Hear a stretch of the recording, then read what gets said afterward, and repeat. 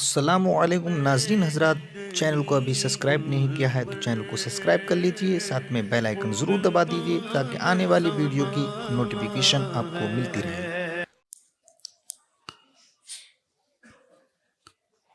حضور صلی اللہ علیہ وسلم سے متعلق اپنی پسند کا اظہار کرتے ہوئے صدیق اکبر کہتے ہیں مجھے بھی 3 چیزیں پسند ہیں۔ جب پسندوں کے تذکرے کا سلسلہ چلا، جبریل امین نے اپنی پسند بتائی، حضور نے اور اس کے بعد صدیق اکبر نے، تو صدیق اکبر رضی اللہ تعالی عنہ نے اپنی پسند کیا بتائی؟ تو 3 چیزیں اپنی پسند بتائیں۔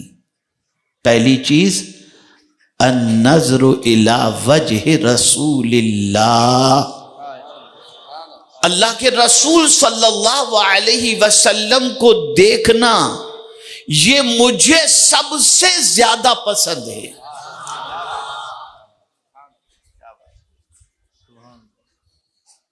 ہم بھی اپنی زبان سے کہتے ہیں، توجہ چاہوں گا، ہم بھی اپنی زبان سے کہتے ہیں میں سو جاؤں یا مصطفیٰ کہتے کہتے،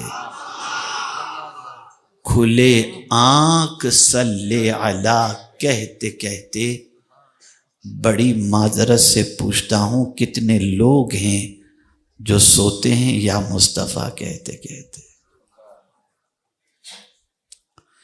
کتنے لوگ ہیں جن کی آنکھ کھلتی ہے تو وہ صلی علی کہتے ہیں؟ زبان کہہ رہی ہے کہ میں سو جاؤں یا مصطفیٰ کہتے کہتے، کھلے آنکھ صلی علی کہتے کہتے۔ کبھی ہم کہتے ہیں کہ آپ کی یاد میں حضور اتنا تڑپتے ہیں کہ ہمارا جی یہاں نہیں لگتا۔ صداقت کو تلاش کرو، دور تک نظر نہیں آئے گی، لیکن اے ابو بکر آپ کی عظمتوں پر قربان، کہ جب آپ نے کہا کہ حضور کے رخ زیبا کو دیکھنا مجھے پسند ہے، تو اس دعوے میں اتنے سچے تھے کہ جب کعبے کے سامنے دعوت و تبلیغ کے جواب کے اندر لوگوں نے زد و کوب کیا اور اتنا زخمی کیا صدیق اکبر کو کہ لہو لہان ہو گئے، اور لوگوں نے یہ تصور کیا کہ ابو بکر کے جسم سے روح پرواز کر چکی ہے، یہ سوچ کر چھوڑ کر کے جب چلے گئے تو قبیلے والوں نے جب دیکھا، اٹھایا اور ان کے گھر پہنچائے۔ اللہ اکبر، سب نے طے کر لیا تھا کہ اگر ابو بکر کی جان چلی گئی تو ہم بدلہ لے کر کے رہیں گے۔ صدیق اکبر رضی اللہ تعالیٰ عنہ کو زخمی حالت میں لے کر جب ان کے گھر پہنچتے ہیں، ماں نے اپنے بیٹے کو زخموں سے نڈھال دیکھا، اور اس کی تھوڑی دیر کے بعد جب صدیق اکبر ہوش میں آئے تو ماں نے چاہا کہ اپنے بیٹے کو دودھ پلا کر تھوڑا سا تقویت تھوڑی سی اسے ملے، تو ماں نے جیسے ہی دودھ پیا، قربان جائیے، ماں نے ابھی اسلام قبول نہیں کیا تھا، لیکن ماں سے کہتے ہیں میری ماں یہ بتا میرے آقا کیسے ہیں؟ رشتہ دار، اعزا اقربا جو اس وقت وہاں پر موجود تھے، سب نے یہ کہنا شروع کیا کہ محمد صلی اللہ علیہ وسلم کی محبت کے اندر تم کو اتنا مارا گیا، پھر بھی ہوش میں آ کر تم ان کو یاد کرتے ہو۔ ماں نے کہا بیٹے تھوڑا سا دودھ پی لے، تجھے راحت پہنچے گی، تو وہی پسند جواب دیتی ہے۔ میری ماں میں اس وقت تک دودھ نہیں پی سکتا جب تک کہ میرے نبی کے چہرے کو نہ دیکھ لوں۔ وہ صرف دعویٰ کرنے والے عاشق رسول نہیں تھے، وہ سچے عاشق رسول تھے۔ زخموں سے نڈھال ہونے کے باوجود بھی نہ اپنی جان کی پرواہ ہے نہ کسی کی پرواہ ہے، جو اپنی پسند تھی اس کا اظہار کیا۔ النظر الی وجہ رسول اللہ، حضور کے چہرے کو دیکھنا مجھے پسند ہے، اس لیے مجھے پہلے میرے نبی کے چہرے کو دکھا دیا جائے۔ آپ ذرا سوچو، ذرا غور کرو، کس حد تک حضور سے محبت تھی، اور کیوں نہ ہو، جس نے رسول رحمت صلی اللہ تعالی علیہ وسلم کی شان، اور رسول کو کون دیکھتا ہے ٹک ٹکی باندھ کر، کون تکتا ہے؟ جس نے قرآن پڑھا ہو، اور وہ بھی اس سے قرآن پڑھا ہو اور سنا ہو جس رسول اعظم صلی اللہ تعالی علیہ وسلم پر وحی خود نازل ہوتی، اس رسول سے انہوں نے قرآن سنا تھا اور انہوں نے قرآن پڑھا تھا، تو جانتے تھے کون سا ایسا چہرہ ہے جسے خدا دیکھتا ہے۔ ہے کوئی ایسا چہرہ جسے خدا بھی دیکھتا ہو؟ ارے سب کے چہروں کے حوالے سے تو حضور نے فرما دیا، ان اللہ لا ينظر الى صورکم، بے شک اللہ تمہارے چہروں کو نہیں دیکھتا، بلکہ اللہ تمہارے دل کو دیکھتا ہے۔ تو ذرا مولا تو بتا، تو کس کے چہرے کو دیکھتا ہے؟ تو قرآن کہتا ہے قد نرا تقلب وجہک فی السماء، محبوب تیرے چہرے کو آسمان پر تکتا ہوا ہم دیکھ رہے ہیں۔ حضور کا چہرہ ایسا چہرہ تھا کہ کوئی دیکھتا ہو یا نہ دیکھتا ہو، خود میرا مولا حضور کے چہرے کو تک رہا ہے، اور پھر تکتا ہی نہیں، جب حسن کی قسم یاد کرنے کی باری آتی ہے تو کسی کے چہرے کی قسم یاد نہیں کرتا، قسم بھی یاد کرتا ہے تو کہتا ہے وَالضُّحَىٰ، رخ مصطفیٰ صلی اللہ علیہ وسلم کی قسم۔ یہ چہرے مبارک رسول رحمت صلی اللہ علیہ وسلم کا، اے رسول اعظم صلی اللہ تعالی علیہ وسلم کے دیوانوں، پھر جب سچا عاشق ہو اور اس طرح سے دیکھنے کی تڑپ رکھتا ہو، تو پھر محبوب کے دل کے اندر بھی اس کو دیکھنے کا جذبہ ہوتا ہے۔ دیکھیں دونوں چیزیں آپ دیکھیں، جہاں حضور صلی اللہ علیہ وسلم کو دیکھنا یہ صدیق اکبر کی پسند ہے، وہیں حضور بھی صدیق اکبر کو دیکھنا چاہتے تھے، اور حضور کو بھی ابو بکر کو دیکھنا پسند تھا۔ جانتے ہیں سرکار صلی اللہ علیہ وسلم فرماتے ہیں سب کے گھر کی کھڑکیوں کو بند کر دیا جائے سوائے ابو بکر کے گھر کی کھڑکی کو۔ آج بھی وہاں پر خوخہ صدیق اکبر مسجد نبوی شریف میں موجود ہے، وہاں صدیق اکبر کا گھر تھا، وہاں کی کھڑکی کھلی رکھنے کا حکم دیا گیا، اور قریب میں جتنے صحابہ کے مکانات تھے سب کی کھڑکیوں کو بند کرنے کا حضور نے حکم دیا۔ حضور رات کی تاریکی میں کبھی نکلتے تو اپنے ابو بکر کو کھڑکی پر دیکھتے، ادھر سے حضور ابو بکر کو دیکھتے، ادھر سے حضور ابو بکر صدیق اکبر رضی اللہ تعالیٰ عنہ کو دیکھتے۔ ایک دوسرے کیا کیفیت تھی، کیا محبت تھی، اللہ اکبر۔ اور پھر کسی نے اتنا نہیں دیکھا حضور کو جتنا صدیق اکبر نے دیکھا۔ کسی نے 2 لمحے دیکھا، کسی نے 2 منٹ دیکھا، کسی نے 2 گھنٹے دیکھا، کسی نے دن بھر دیکھا، لیکن اے ابو بکر آپ کی عظمتوں پر قربان، غار ثور میں آپ نے کتنا دیکھا حضور کو، کتنا دیکھا، اتنا حضور کو آپ نے دیکھا جتنا کسی نے حضور کو دیکھا ہی نہیں، اور حضور نے آپ پر جتنی کرم کی نظر فرمائی اتنی کسی نے فرمائی ہی نہیں کسی پر۔ اللہ اکبر، میرے پیارے آقا صلی اللہ تعالی علیہ وسلم کے پیارے دیوانوں، اس نظر کو اصطلاح تصوف کے اندر تصور اتحادی کہتے ہیں، اور اس تصور اتحادی کی شان یہ ہے کہ جب شیخ کی نظر مرید پر اس طرح سے پڑ جائے جس کی وجہ سے مرید شیخ کے رنگ میں رنگ جائے، اس کو کہتے ہیں تصور اتحادی۔ فرق ختم ہو جاتا ہے اور دونوں کی پوزیشن ایسی ہو جاتی ہے کہ اللہ اکبر، اس طرح سے ہو جاتی ہے کہ پہچاننا مشکل ہو جاتا ہے۔ اسی لیے صدیق اکبر کے بارے میں فرمایا گیا، ہر فضیلت کے جامع ہیں نبوت کے سوا۔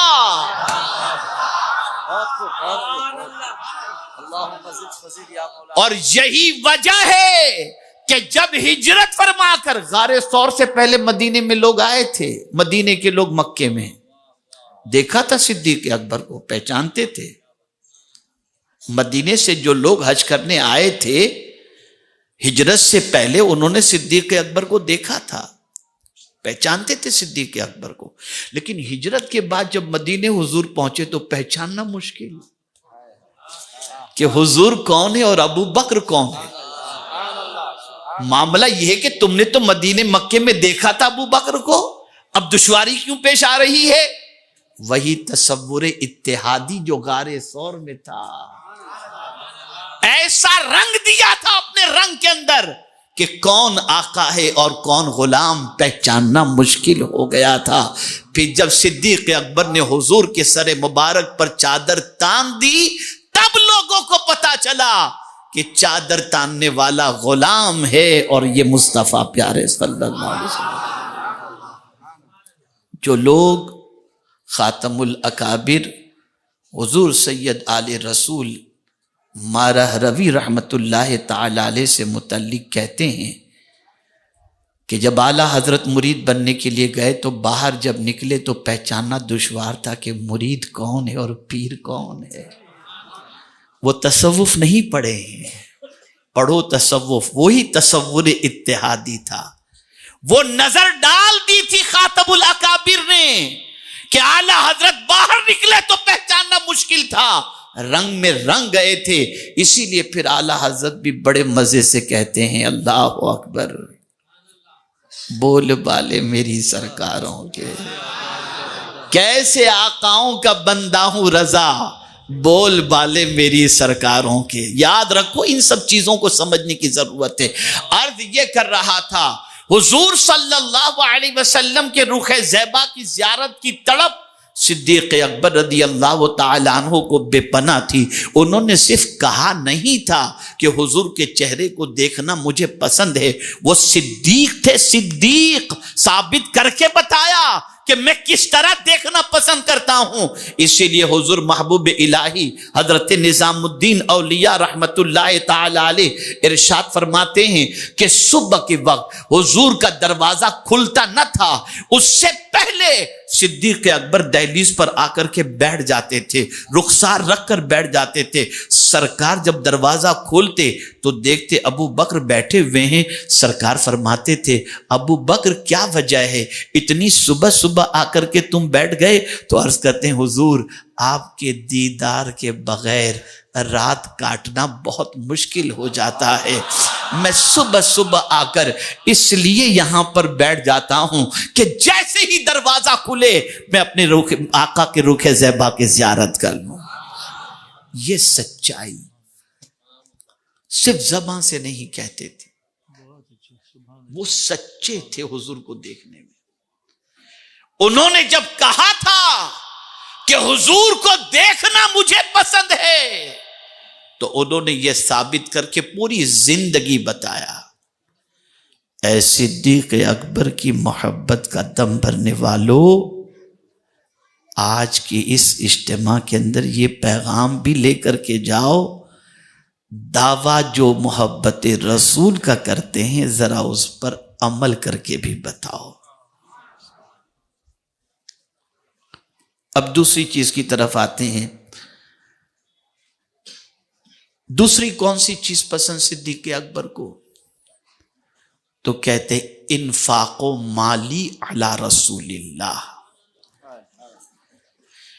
میرا مال حضور پر قربان کرنا مجھے بہت پسند ہے،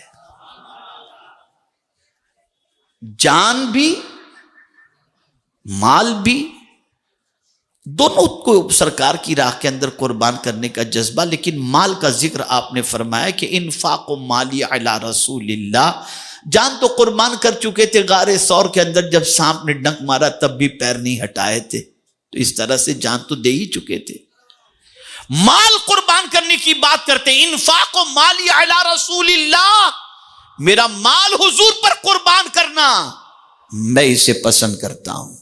اللہ اکبر۔ اب آپ ذرا دیکھیں، مال حضور پر قربان، کس پر؟ بولیے صلی اللہ علیہ وسلم۔ ہم بھی تو دعویٰ کرتے ہیں نا، جان آپ پر قربان کریں گے، مال آپ پر قربان کریں گے، کوئی آ گیا مال مانگنے کے لیے، پھر دیکھیے کیا حال ہوتا ہے، اور جان کا تو چھوڑ ہی دیجئے۔ میں آج تفصیلی گفتگو نہیں کروں گا، تھکاوٹ بھی تھوڑی سی ہے، لیکن بس بہت پتے کی کچھ باتیں آپ کے سامنے عرض کر دوں گا تاکہ ایک سبق لے کر کے اٹھیں۔ انفاق و مالی علی رسول اللہ، اللہ کے رسول پر مال قربان کرنا مجھے پسند ہے، کر کے بتایا، کر کے بتایا، لیکن قربان جائیے، ایسا مال حضور پر قربان کیا، ایسا مال حضور پر قربان کیا کہ کوئی کہے یا نہ کہے، خود حضور نے فرما دیا، خود حضور صلی اللہ علیہ وسلم نے فرمایا، اور ارشاد فرمایا کسی کے مال نے مجھے اتنا نفع نہیں پہنچایا جتنا ابو بکر کے مال نے مجھے نفع پہنچایا ہے۔ اب آپ سوچو تو صحیح، جس کے مال کے نفع کا تذکرہ حضور فرماتے ہوں، اس نے کتنا مال حضور پر لٹایا ہوگا۔ تو زبانی دعویٰ نہیں تھا، زبانی دعویٰ نہیں تھا، پریکٹیکل تھی یہ چیز، کر کے بتایا، اور ایسا کیا کہ خود حضور نے فرما دیا کسی کے مال نے مجھے اتنا نفع نہیں پہنچایا جتنا ابو بکر کے مال نے نفع پہنچایا۔ اور جانتے ہیں، آج کسی سے بہت محبت بھی ہو، تھوڑا سا آپ اس کا مال یا اس کا پیسہ ادھر ادھر کر دیں نا، ساری دوستی ختم۔ لیکن قربان جائیے، صدیق اکبر کے مال کے ساتھ حضور کا تعلق کیا تھا معلوم ہے؟ صدیق اکبر رضی اللہ تعالیٰ عنہ کا مال ہوتا تھا نا، حضور اپنی مرضی سے خرچ کرتے تھے، یعنی مفسرین اور محدثین فرماتے ہیں ابو بکر کے مال میں حضور اس طرح سے تصرف فرماتے تھے جیسے خود کا مال ہو۔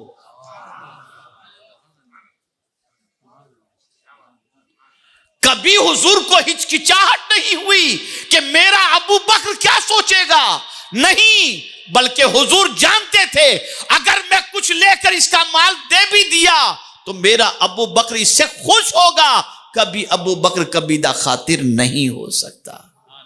واحد صدیق اکبر ہیں جن کے مال میں حضور اس طرح سے تصرف فرماتے تھے، اسی لیے انہی کے بارے میں فرمایا کہ کسی کے مال نے مجھے اتنا نفع نہیں پہنچایا جتنا ابو بکر کے مال نے مجھے نفع پہنچایا ہے۔ ذرا سوچو۔ اور تیسری چیز صدیق اکبر رضی اللہ تعالیٰ عنہ نے جو اپنی پسند بتائی وہ یہ، ان یکون ابنتی تحت رسول اللہ صلی اللہ علیہ وسلم، میری بیٹی حضور کے نکاح میں دینا یہ مجھے بہت پسند ہے۔ رشتہ ہو جائے نا، ایمانی رشتہ تو تھا، بیٹی کے دینے پر ایک رشتہ داری بھی ہو جاتی اور مضبوطی. اور پھر کیوں دوسری بیٹی نہیں حضرت عائشہ ہی نکاح میں کیوں گئیں؟ 2 بیٹیاں تھیں نا. حضرت عائشہ نکاح میں کیوں گئیں؟ اللہ اکبر، اللہ اکبر. حضور صلی اللہ علیہ وسلم اس فرش گیتی پر جلوہ گر ہوئے تو آپ کو مشن دیا پروردگار نے، یا ایھا المدثر قم فانذر هو الذی ارسل رسولہ بالہدی ودین الحق لیظہرہ علی الدین کلہ. اللہ کے رسول صلی اللہ علیہ وسلم کو فروغ اسلام کا مشن دیا گیا، دین کی تبلیغ کا مشن دیا گیا، اور یہ ذمہ داری دی گئی. آقا کریم صلی اللہ علیہ وسلم داعی اعظم صلی اللہ علیہ وسلم بن کر اس فرش گیتی پر جلوہ گر ہوئے. صدیق اکبر جانتے تھے کہ زندگی ایک نہ ایک دن بے وفائی کرے گی اور ہم اس دنیا سے چلے جائیں گے. بیٹی کو دینے کا خیال کیوں؟ وجہ یہ تھی کہ میں چلا جاؤں گا، بعد میں مشن کی مدد ہو سکے یا نہ ہو سکے. جب میں بیٹی حضور کے نکاح میں دے دوں گا تو حضور کے مشن کے سلسلے میں میری بیٹی ساتھ دیتی نظر آئے گی. اس لیے آپ دیکھیں 1/4 اسلام پوری دنیا میں اگر پہنچا ہے تو وہ ام المؤمنین حضرت عائشہ صدیقہ کے صدقے میں پہنچا ہے. یہ فکر تھی، یہ سوچ تھی، یہ ویژن تھا، یہ مشن تھا. محبت ایسی نہیں ہوتی، محبت کے دعوے ایسے نہیں ہوتے. محبت بہت بڑی قربانی چاہتی ہے. اور صدیق اکبر رضی اللہ تعالی عنہ نے عاشق اول ہونے کا حق ادا کیا. اگر میں کہوں کہ بلال کو تڑپنا کسی نے سکھایا تو وہ صدیق اکبر نے سکھایا. ویسے قرنی کو مچلنا کسی نے سکھایا تو وہ صدیق اکبر نے سکھایا. امام احمد رضا کو اگر کسی نے عشق مصطفیٰ میں نعت لکھنا سکھایا تو وہ بھی صدیق اکبر کی محبت اور انہوں نے سکھایا ہے. وہ عاشق اول تھے، انہوں نے حضور سے عشق کا سلیقہ سکھایا ہے، عشق کا انداز سکھایا ہے. اب آئیے آخری بات کی طرف آتا ہوں، عقیدہ.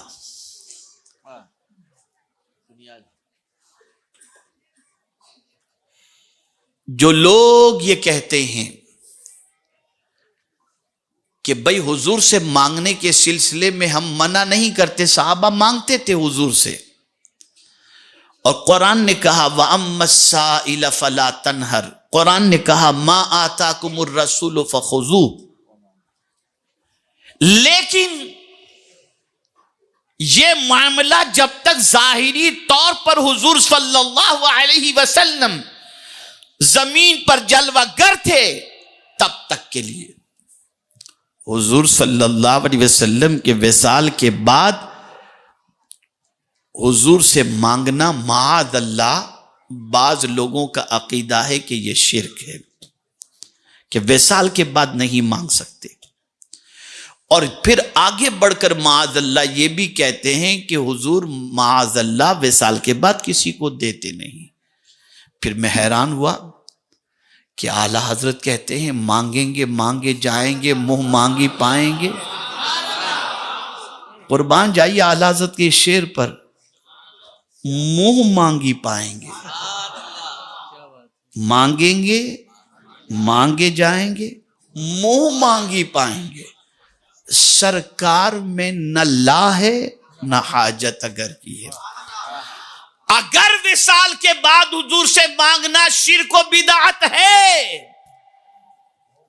تو میں صدیق اکبر کے بارے میں آپ سے پوچھتا ہوں کہ جب علیل ہوئے صدیق اکبر رضی اللہ تعالی عنہ اور ٹھنڈے پانی سے آپ نے غسل کر لیا تھا تو بخار بہت شدید، تو پھر آپ نے محسوس کر لیا کہ اب शायद जिंदगी वफा न करे। तो जानते हैं